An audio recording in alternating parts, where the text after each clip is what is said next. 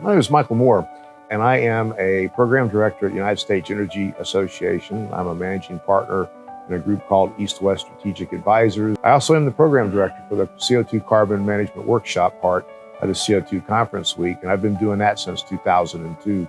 It was a proposal, find a way to intersect with the world that was working on emissions and climate issues and carbon markets. And the idea is that CO2 EOR is a valuable activity for all sectors and not to let it get run over. At the end of the day, we're 7.5 billion people. We love energy. We love it in all kinds of forms. And we all appreciate food that's fresh out of the refrigerator, that it can be transported around the world and you can eat it and not get sick.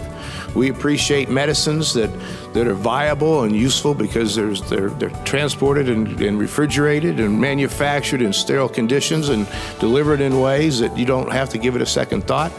We appreciate being able to go to the store and pick and choose anything we want from anywhere in the world and pay an economically viable price to be sustainable. We enjoy driving our cars that are efficient these days, more efficient than ever, and cleaner than ever.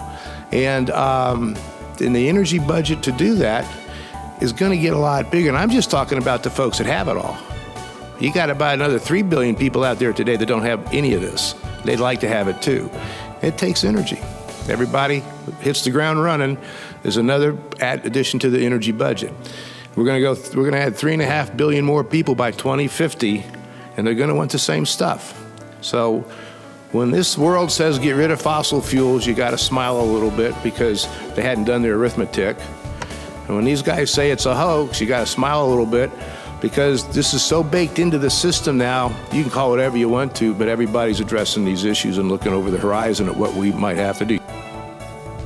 CO2 EOR is an integral part of the United States' large-scale carbon mitigation and management programs now. Carbon capture, utilization, and storage is an outgrowth of that early work.